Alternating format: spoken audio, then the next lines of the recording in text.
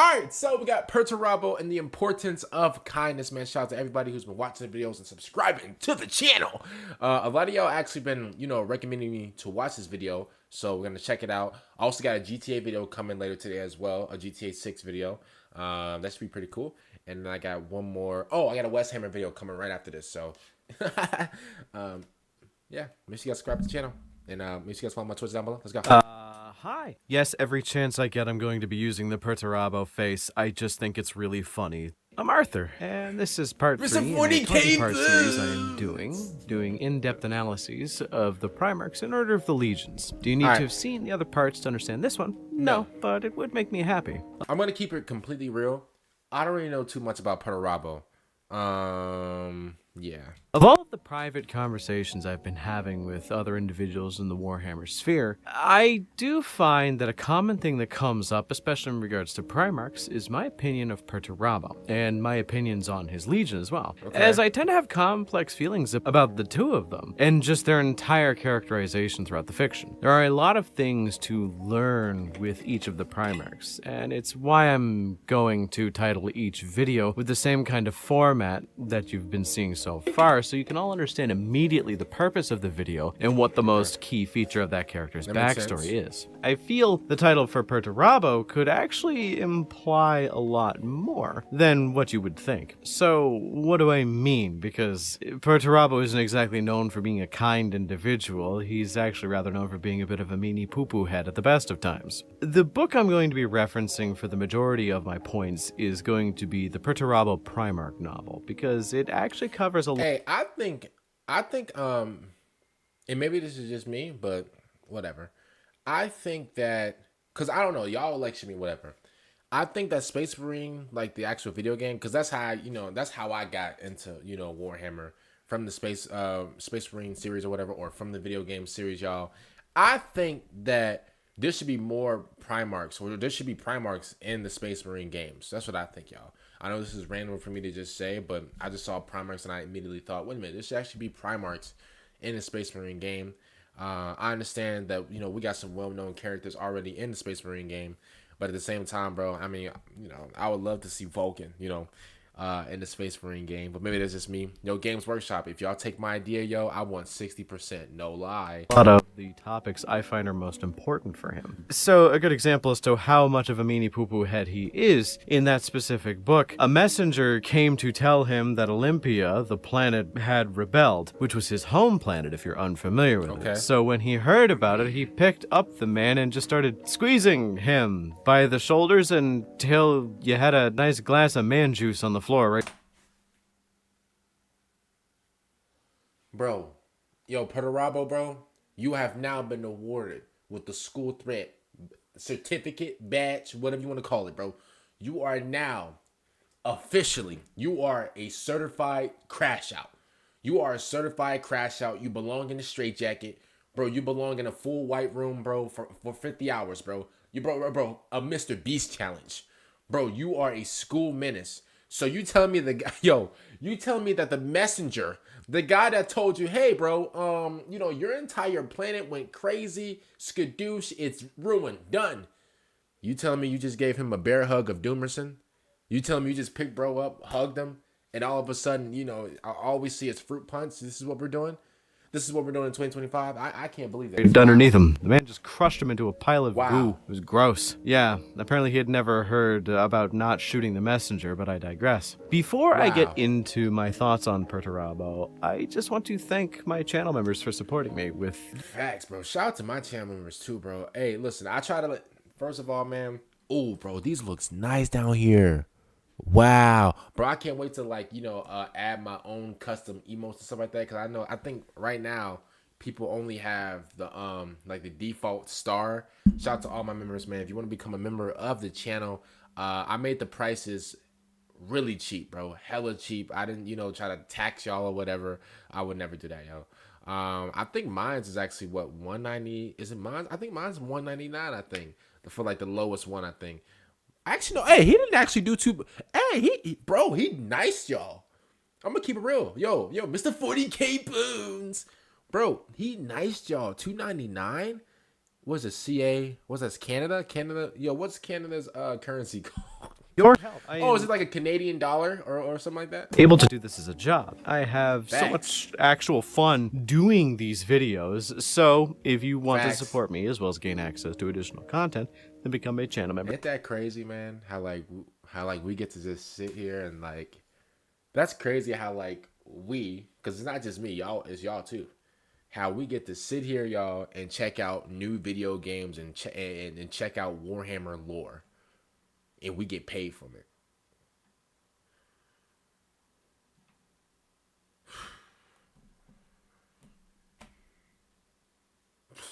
Today. So let's just get into it. We can interpret that's Perturabo crazy. as a character from numerous lenses, but the one I find the most humanizing of his entire story is simply put that he was failed by every single person around him in more ways than one. So he treated everybody around him as if they were a failure, like they were treating him. Expanding on that, It's like okay.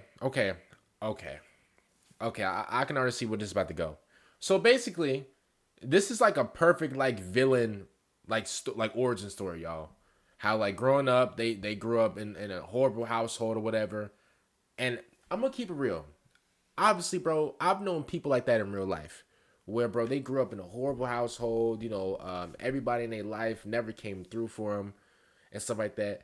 And I'm pretty sure, bro, we've all had people who didn't come through for us, and we've all had people who hurt us when we were younger and stuff like that. And I'm not just talking about physically; I'm talking about mentally as well. But at the same time, it's never how you know what, you can't use that as an excuse. I'm not gonna use that as an excuse, bro. Y'all, my entire elementary like life bullied. I was a small smart kid, bullied, put me in the headlock and everything, gave me uggies and nuggies like in the playground, like bro. I mean, that's what it was at the end of the day. I can't really. I'm not gonna grow up and take that frustration out on innocent people, especially people that I don't even know, bro. It's all about how you handle, your past and stuff like that. Truly, y'all. I'm not even trying to sound inspiration, whatever. But even if you did go through like pain or whatever, coming up, whatever. Not saying that you're not. I'm not saying that you don't have a right to express how you feel or whatever. But at the same time, you cannot be taking your pain out on innocent people at all, because they don't know you. They don't. They didn't do that to you, and it's not that it's not their job to take on your pain that you felt when you were younger, bro. You just gotta keep moving on, bro. And that's the difference between somebody, bro, who moved on. I don't want to say a hero, but that's the difference between somebody who acknowledged what happened when they were younger and they moved on from it, and people, bro, who still going through it and now that they taking it out on everybody else. So 100%, bro. If you did go through something coming up or whatever, if you were overshadowed, if everybody in your family didn't come through for you, whatever, bro, come go through, not go through, but be there for your new family, be there for your new friends, people that you just now met. Don't take it out on them, don't take it out on your family or your new family or your girlfriend, your kids or whatever. Don't take it out on them. Learn how to be a better, like, let's say for example, right, if you didn't have a dad growing up, like your boy, whenever you do have a father, I messed up the entire quote. I had something, but then I messed it up. If you didn't have a dad, and now you are a dad, be there for your kid. Okay, do the thing that you didn't have when you were younger. Okay, that's what it is. I was about that was about to be hella inspirational. I had everybody's feelings in the palm of my hand, I was about to go crazy until I messed up the quote. I think Perturabo is a very complicated and often misunderstood individual. I think he was a kind soul that just wanted to contribute to the world in his own way, but was forced to become a weapon of war by many individuals throughout his life. Let's get into it now. One of the most commonly brought up facts about Perturabo is that he is a shitty dad. Like, how he treats his legion is probably among the lower ranks of Primarch to legion relationships I have ever seen in my life. Even Mortarion treats his legion better than Perturabo did, and that dude looks like the damn Grim Reaper and drinks poison. Man. A good example that a lot. Hey, y'all remember him, y'all? I think we reacted to a video on him, y'all. I think was it last week or the week before?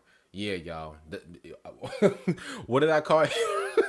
Yo, I think I violated him. But that's true, y'all. Like he treat his own people better.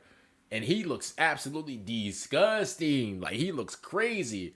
But at the same time, bro, like I said, it's not even all about looks, bro. He still treats his people with respect. A lot of people tend to cite is when he took control of his legion. Normally, the legions, once they get their Primarch, get a massive boost in morale and leadership just because they know where they get their traits from, which is cool. But it also has this weird proximity effect where the Space Marines will automatically listen to their Primarch to their own detriment. Now, it's not entirely a 100% level of control. There are quite a few loyalist Iron Warriors, or, well, there were. But when Perturabo took over the Legion, he saw that they had failed a mission or two recently, and instead of redoubling his efforts to make them a stronger Legion, he simply demanded they decimate themselves, removing 1/10 of the Legion's numbers as punishment to prove they will never fail again. So these are the actions people see. They are the bitter and nasty things that Perturabo has been seen doing, and from a top-down perspective, from some brainlet, they can just say, "Oh, he bitter and mean?" Oh man, straw man arguments are great, but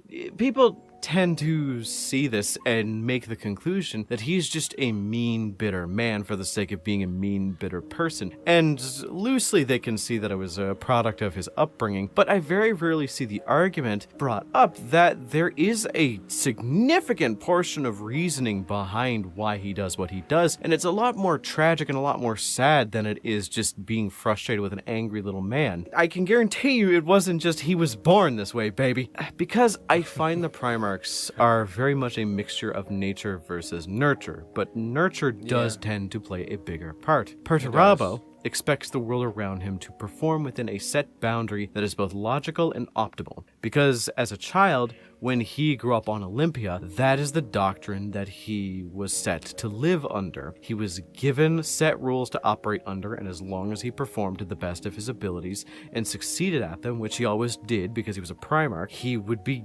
continued to be praised for what he did. So basically, he wants everybody to win like he is, but he it's not computing to him that he's not on the same playing field as everybody else. And so now he wants everybody to succeed and be perfect, and he expects no failure. But then sometimes he forgets that he's a damn Primarch.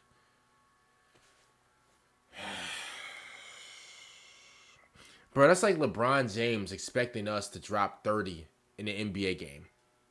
And then, like, if we don't, he, like, denounces us as fans.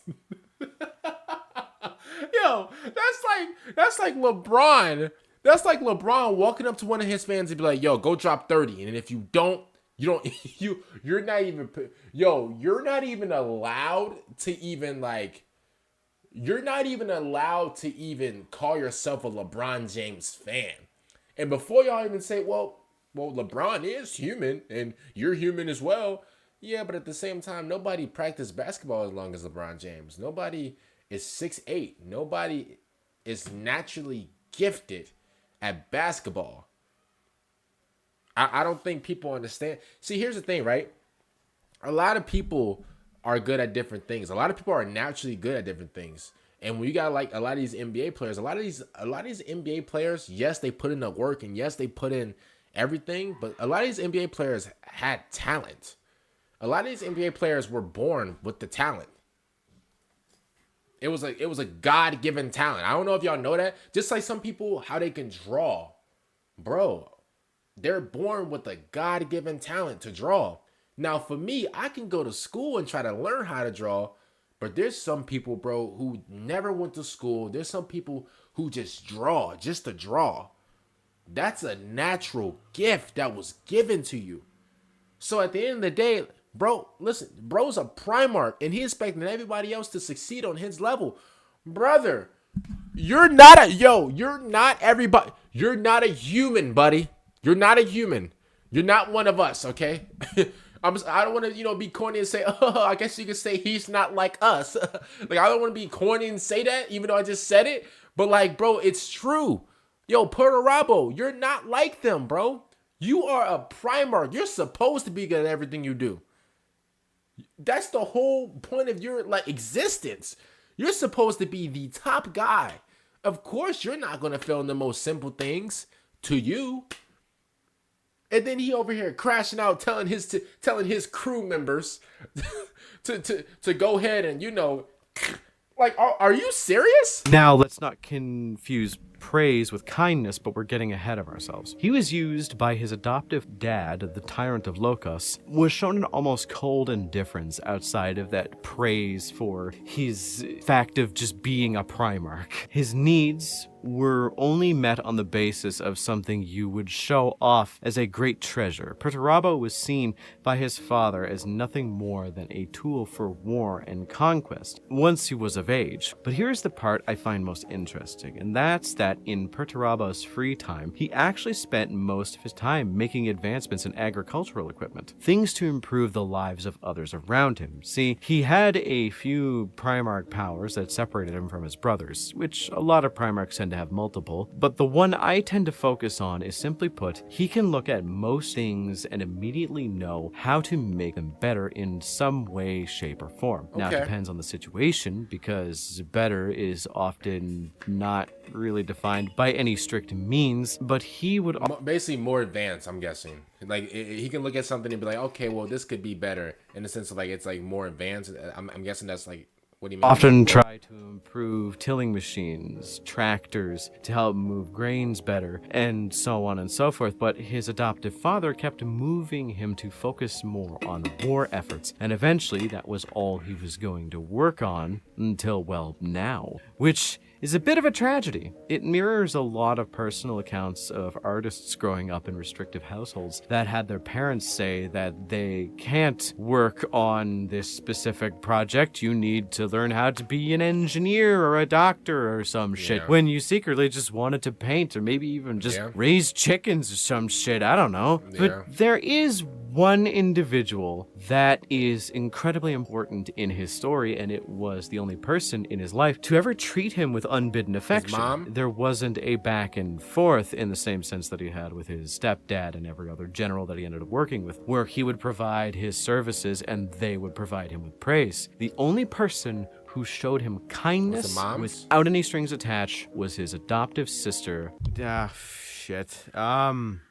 Hi, this is video editor Arthur. Yeah, I goofed. It's been a while since I've read the Perturabo Primarch novel, and I completely forgot that his sister's name was not actually Calliope, it's Caliphany. I got the two names mixed up because of him. It's okay, bro. I thought that's not. It's fine. It's fine. I don't think. Yo, I swear to God, if I go to his video, bro, and I see people, yo, imagine. No. Here's my thing, right? And I don't even want to be that guy, but let's just imagine. Because I'm going to keep it real. I don't care. I don't care if it's a Callithany, Epiphany, Renipin. Yo, I don't care, bro. Lakers in 5. I don't care. But let's just say he stayed with the first name. Do y'all think that people in the comments would have been like, well, first of all, this is them. Well, first of all, I'll have you know. Well, first of all, I'll have you know. It was his second sister. Her name is Callithany, not Capiphany. It's Callithany. Get your facts straight. Like, I would only imagine. Let's just say he left the first name in. Do y'all think people would, like, I don't, listen. Here's what I would say. I would say most Warhammer fans are cool. Most Warhammer fans, they go along with the joke. Most Warhammer fans, like they're humans. Like they're cool. And then there's just like there's these, bro. This percent, bro, who like, it's like, I feel like they take everything seriously. I'm not going to say anything, but like, I feel like they take anything and everything randomly, just seriously. It's really ridiculous. I honestly feel like if you would have kept that first name in, bro, there would have been people in the comments violating Mr. 40K Boo. They would have violated him, bro. They would have put this man on a tree. They would have violated him, bro. There's a D&D character that I've been interacting with. You know, it doesn't really matter. But yeah. It's okay, I bro. forgot her name was Calliope for the entirety of this recording. And worry about instead it. of being a competent individual, I'm going to just put this here and tell you all that, hey, while I was okay. editing, I remembered that it's actually Calliope and not Calliope. So whenever I say Calliope, it's actually Calliope. Fuck this. Calliope, who treated him like she would any other brother and was just nice to him. But one drop of clean water in a mire is not going to immediately purify what is brewing. And when he had to leave the planet to join his actual father, that is when things started to worsen further, as he was treated the same, a tool to be used. Now, say what you want about the Emperor, but I will say it is also in Perturabo's hands at this point. When you put up this sort of posture that you can get something done and won't ever complain, you will be sent on the more difficult missions. So, not mentioning that he actually enjoyed being praised for his efforts or shown a bit of kindness, and not being open about how he felt about anything made him almost the perfect silent tool. Most of his brothers knew he was unhappy, but he never truly spoke out about it, or at least outside of his legion. The Emperor, when interacting with his children, tends to be a very force meets force kind of individual. So because of that, he met Perturabo with the same kind of cold indifference that Perturabo puts out there. So in the end, it makes things a bit harder to stomach, or at least incredibly sad, when he returns to his home world of Olympia to find it has rebelled and forgotten why they served him. It ended with him going down to the planet and simply saying, burn this whole city to the goddamn ground. And that's what he did. They were a tool that lashed out and didn't fulfill their purpose, and therefore they were discarded like... I mean, I'm gonna keep it real. I mean, not saying that they deserve to be like, burnt to a lips, but like, bro, I'm gonna keep it real, bro. Like, I mean, bro, imagine like y'all have like a faction or a squad or a legion or whatever. You tell them to go do something, and they down there lollygagging. They down there just playing around, like they're just committing all types of foolishness. I'm gonna keep it. I'm discarding them too.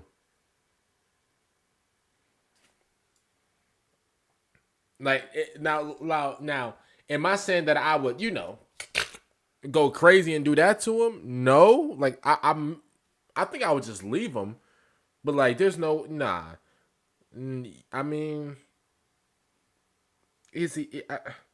I don't want to be given the school threat certificate, but like, is he wrong? Like, how he felt he would be if he didn't provide a purpose to everyone that asked of him. So he lashed out almost in a childlike rage that if you do not fall in line, you get the stick, forgetting that you also need to put a carrot at the end of it for the whole analogy to work. This all culminates further in the single most tragic part of Perturabo's life, when he accidentally kills his elderly sister Calliope. Now, she had become... He did a Kratos. Oh, he did a Kratos. Well, no, technically no, but at the same time, I like to say he did a Kratos because he killed somebody that he loved. Wowzers. And it was accidental, obviously. Man, that's crazy. Pretty withered in her old age, since it had been 60, 70 years since the original time that Perturabo had been on the planet. But he could still see who she was, and she could never forgive him for what he had become. Upon her death was the final step in his damnation. The road to damnation, in my mind, is like a ladder extending upwards, where every step you take on it causes the step behind you to snap and become unusable. At a certain point, you can still jump off and come back down down to a safe level, but the higher you go, the harder it is for you to jump off without harming yourself. And at a certain point, jumping off means certain death. And this step was the final one in his mind. He could never come back. So with all that in mind, I will pose to you a question with this character, being as intense and insane as he is. Why? Why did he do it? And why did he become what he was? Kindness and the lack thereof is my answer. To grow up with indifference is different from growing up with hate. Being hated your entire life can cause you to become gnarled, like an old dried up tree, where you will bend and break with ease. But when you grow up around people who treat you with a passive indifference, you learn to not care about the world around you and see it in only pragmatic and practical terms. Some Primarchs had a naturally kind soul, and I think that Bo is one of them, just on the basis of how he responded to one individual who treated him with genuine compassion. And this is why I always say, bro, because I understand, bro. Listen, a lot of humans go through this. Let me be the first one, because, I keep it real, bro. Growing up, bro, I was getting bullied, and, I was a little dude, bro, and, and that was all through elementary school. Same thing through middle school, but at the same time in middle school, I was like kind of like catching my stride in a way, just learning the ropes of just life or whatever. But I was like 12, 13, bro. High school, I didn't really get bullied like that in high school, but at the same time, I wasn't really, I mean, I was disliked by some people, but at the same time, some people liked me or whatever. I'm gonna keep it, real for what it is, y'all. When you grow up, with hate and stuff like that, bro, and you feel like life is just against you, and you don't have people to support you, you don't have people to say all these nice things to you, because some people grow up with that, and not saying that's a bad thing. Like if you grow up with people who love you and they tell you that they love you and stuff like that, that's amazing. But if you grow up with hate, and you grow up with like abandonment and stuff like that, that could really turn your outlook on life and make it really dark.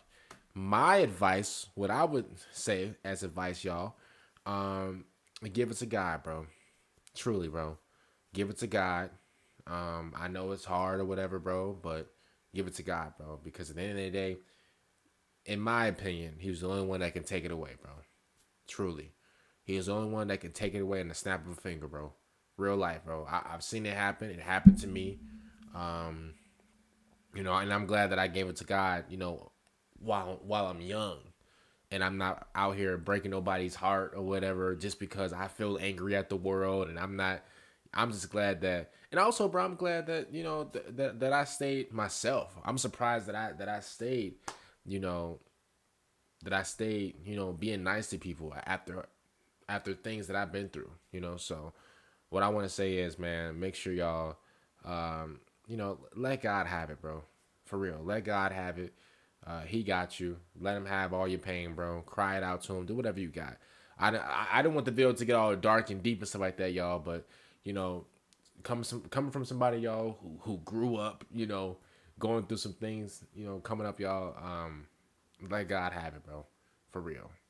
Other than that, let's go. The bitterness, the anger, and the sadness that is permanently affixed to Perturabo is there because every single person along the way failed him. And not even by his standards, they had all the chances in the world to show him genuine compassion when it was the most important lesson to teach him in the world, and they didn't. They either chose not to, and the only person who did died by his hands. It's why Calliope's death hits so hard. She was his only anchor, and now that she's gone, well, he falls down the path of bitterness where he sees that he is the only one who can get any job done. Yeah, crash out now, bro.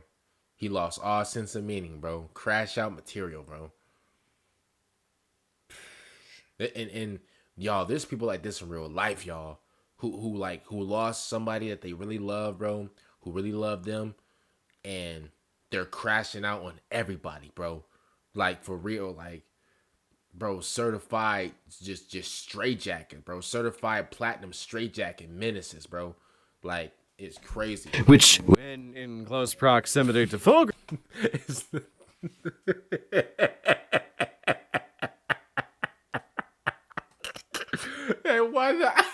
What did I? What did I say? Hall of Fame platinum straight jackets. Why did I say that, bro? Oh my.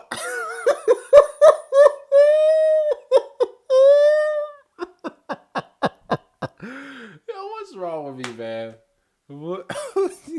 Man, what is wrong with Kind me, of man? correct, but you get what I mean. I think kindness and showing genuine compassion is both the easiest and the hardest thing to do to someone that you know nothing about or care nothing about. A quote I tend to use is, "We think too much and feel too little." If you're familiar with Man, the film that's that true. came from, you're cool, I guess. Thumbs up.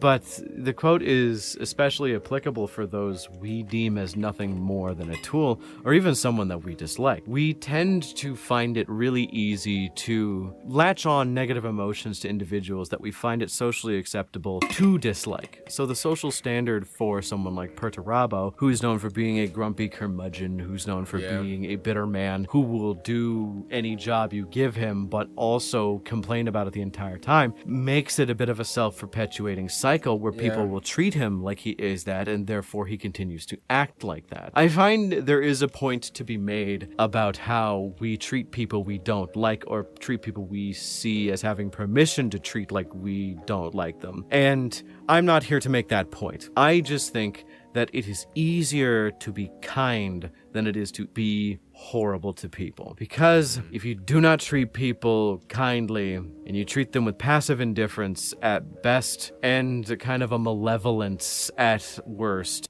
Yeah, yeah, but also at the same time, from somebody who was angry, from somebody who did have a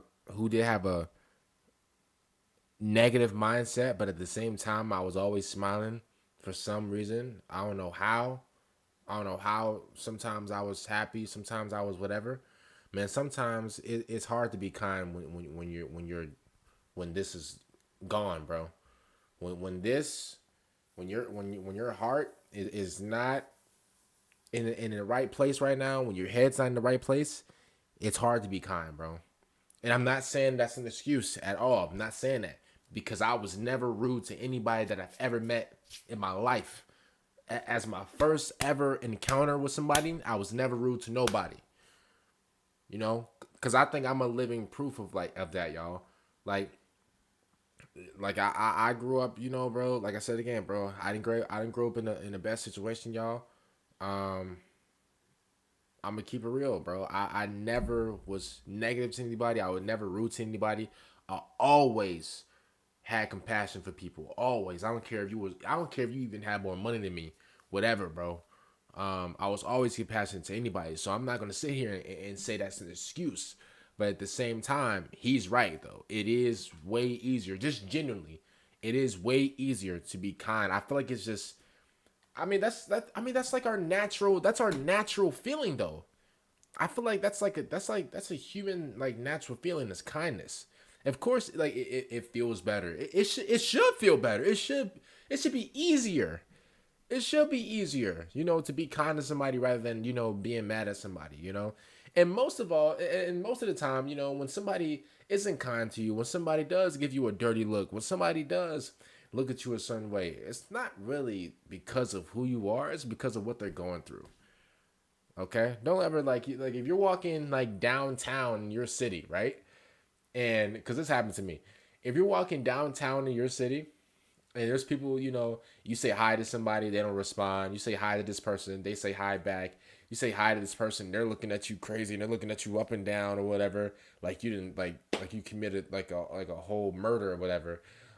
It's not really you, and it's not how you look. It's not you. It's them. They're going through something. They're not in the right headspace. Because I promise you, most happy people will love to say hi to you. Most happy people will love to talk to you. Most happy people don't get triggered from somebody saying hi to them. You know, so yeah. You get Perturabo. I've been yapping so long in this video. I know this video is dumb long. My bad if it's, you know, long or whatever. But yeah.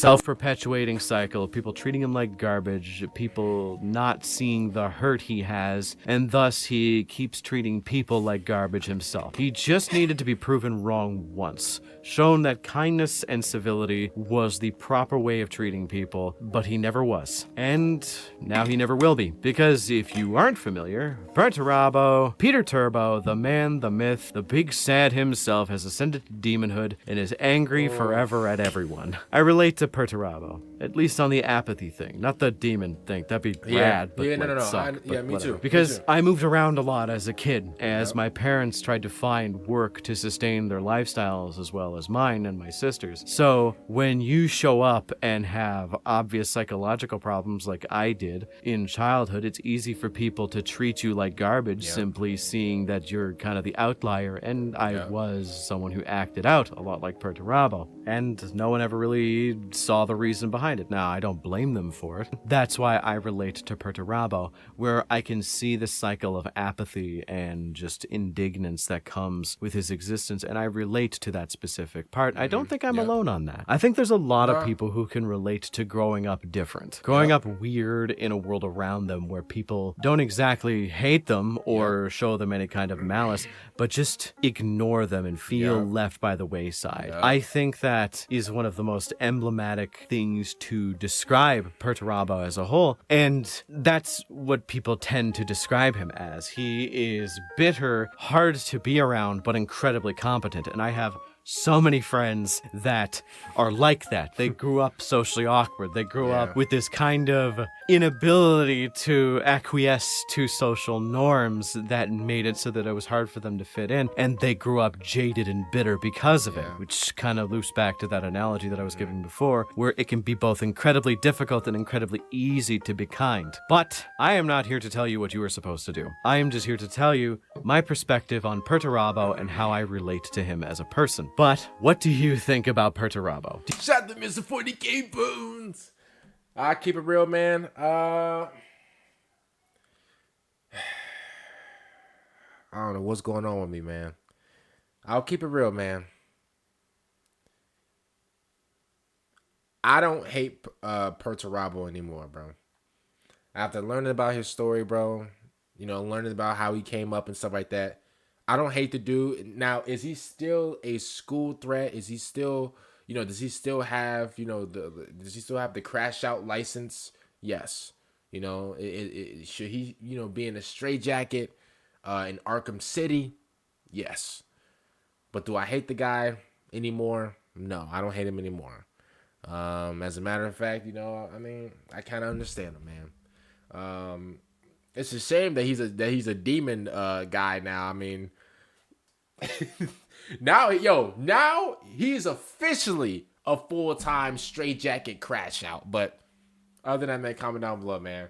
What do y'all think about this? What do you think about Perturabo just in general? Make sure you guys follow my Twitch channel down below. I believe we're 2 followers away from 100 followers on Twitch. And also, man, make sure you guys subscribe to the channel. 30% of you guys watch the videos and you guys subscribe to the channel. 70% of you guys. 70%. Now, I'm going to keep it real. I think that 70% came from the GTA 6 trailer.